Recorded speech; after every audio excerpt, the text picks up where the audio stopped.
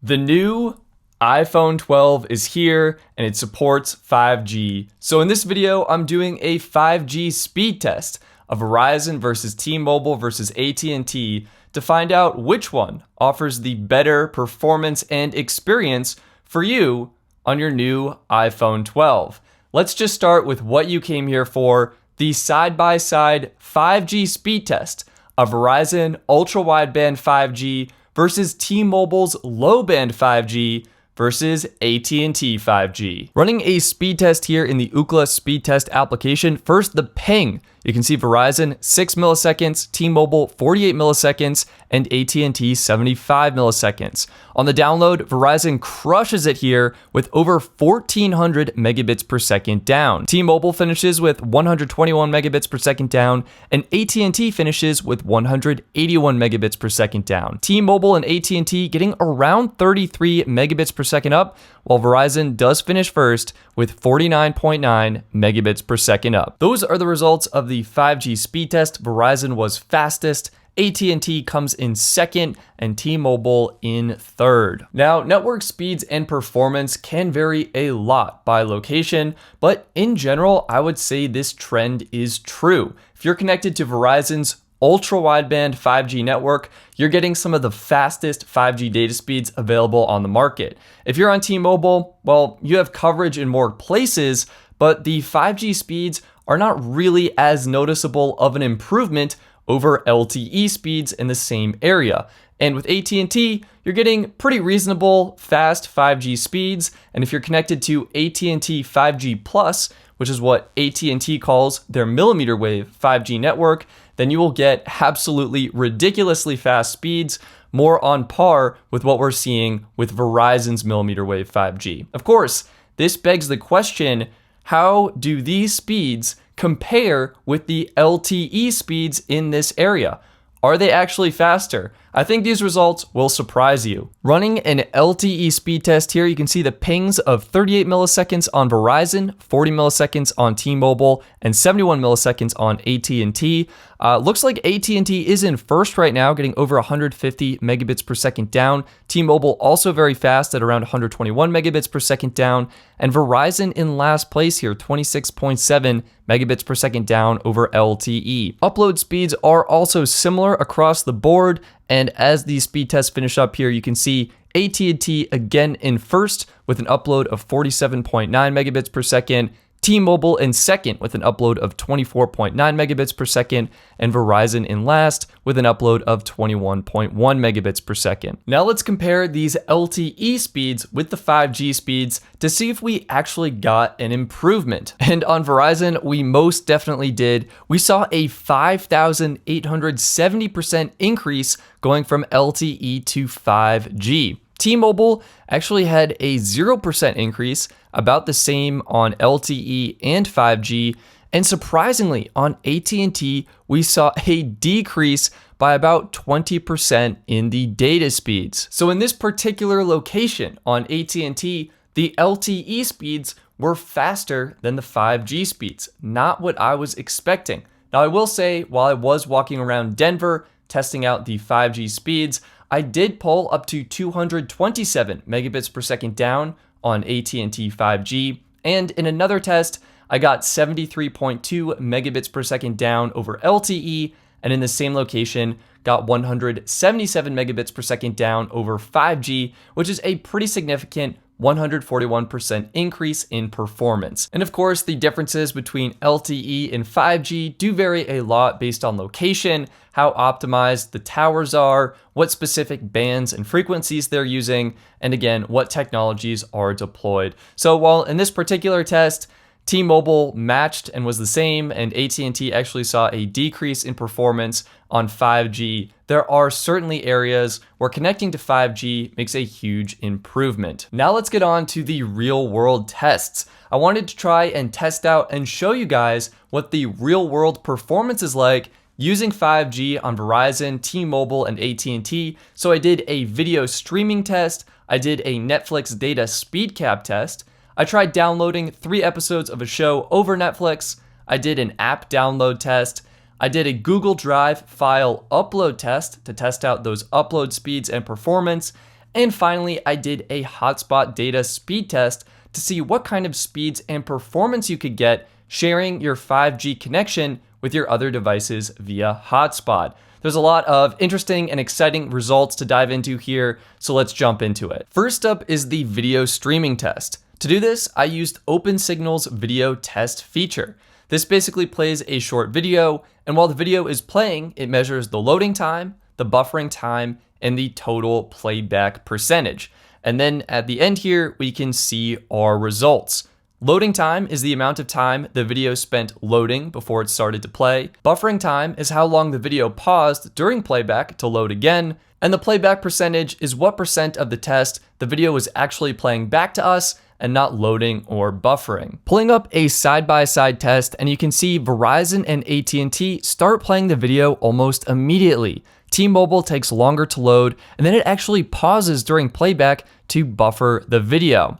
Okay, so not great performance on T-Mobile. AT&T and Verizon finished strong. Let's take a look at these results. Verizon had a loading time of 0.7 seconds, spent 0 seconds buffering, and had a total playback percentage of 95.5%. T-Mobile had much weaker performance here, taking 6 seconds to load, spent 5.5 seconds buffering the video, and only had a playback percentage of 23.8%. AT&T finished pretty strong here with a loading time of 2.3 seconds, spent 0 seconds buffering, and had a total playback percentage of 84.9%. You can see T-Mobile performed very poorly here, and I was wondering if this had to do with the standard definition video streaming limit that T-Mobile imposes on their Magenta plan, which is what I was using for this video. So to find out, I ran a fast.com data speed test. This connects directly with Netflix's servers and can indicate if video streaming speeds are capped at a certain limit. And immediately you can see here that Verizon and AT&T are uncapped,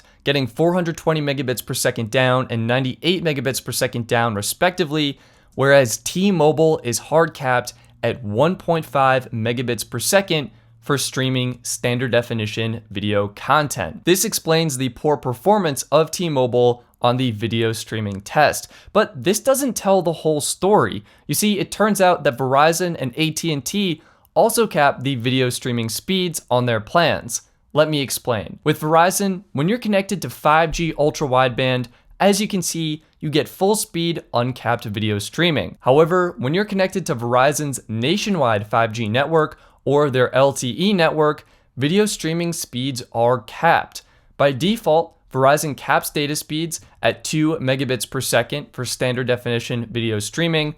However, on their plans, you can go into your account settings and select to have video stream up to 720p, which is around 4 megabits per second. On AT&T, I was actually using a legacy AT&T business plan, which offered uncapped video streaming. However, with the consumer-facing plans that are available to most people, AT&T by default caps video quality to 480p on their unlimited starter and unlimited extra plans, which actually has the same 1.5 megabit per second speed cap as T-Mobile, and only on AT&T Unlimited Elite can you turn the stream saver off to enjoy uncapped data speeds when streaming video content to support full HD quality. Something interesting I learned from running these tests is having a video streaming speed cap can actually impact not only what quality you can watch your TV shows and movies at, but also how fast they download for offline playback. Check it out. For this test, I downloaded the first 3 episodes of The Office Season 1.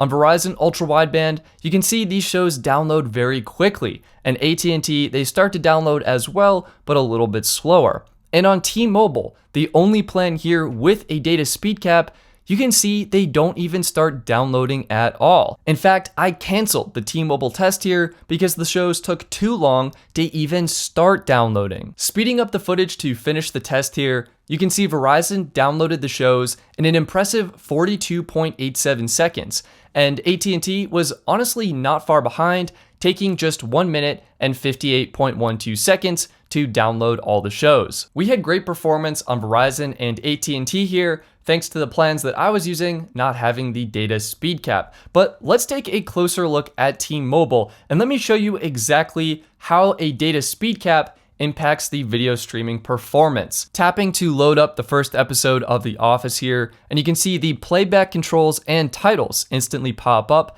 but the show itself takes a full 36.46 seconds to even start playing. That is a long time, and I think it's actually ironic that T-Mobile, the carrier that includes free Netflix when you have 2 or more lines, actually has some of the worst Netflix performance because of their standard definition video streaming cap. But what if there is a way to get around this data speed cap? Well, it turns out there is, and it involves using a VPN, which brings us to our next test, which is how quickly can we download the ExpressVPN app off of the App Store. ExpressVPN is a small application at only 25.8 megabytes, so it's quick to download on all networks, taking just around 4 seconds. For good measure, we can also download the Pokemon Go app at 312.8 megabytes. This is a slightly larger application that took longer to download. Verizon was fastest here, finishing first with a time of 8.23 seconds, AT&T in second place with a time of 15.23 seconds, and T-Mobile, honestly not too far behind, with a time of 19.04 seconds. Okay, now that we have ExpressVPN installed, let's go ahead and enable it and see what kind of speeds we can get on fast.com. And boom, you can see the data speed cap is now completely gone. We are getting full speed 5G data, so we can enjoy our shows in full HD quality. To show you what kind of a difference this makes, here is playing the second episode of The Office. Instead of taking over 30 seconds to load the show, it starts playing after just 6 seconds. That's the kind of improvement you can see when using a VPN, and I love it. I've been using ExpressVPN to enjoy my Netflix content in HD quality because they're one of the top-rated VPNs for streaming Netflix video. If you're interested in checking out ExpressVPN, you can go to expressvpn.com/Stetson to get 3 months free with your purchase of a 1-year subscription. I will also leave my affiliate link in the video description. Now that we have thoroughly tested the download speeds, let's test out the upload speeds and performance. Upload speeds are important for creators sharing video and photo content on social media, for anyone who does any sort of live streaming, or honestly for just uploading larger photo or video files to the cloud. In this example, I'll be uploading a 491 megabyte video file to Google Drive. Now, I could try and provide commentary here and make this test more interesting and try and build suspense or something, but yeah, let's just speed this video footage up and get to the results. Okay, wow, surprising results here.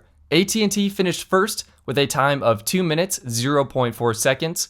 T-Mobile finished right behind AT&T with a time of 2 minutes, 18 seconds.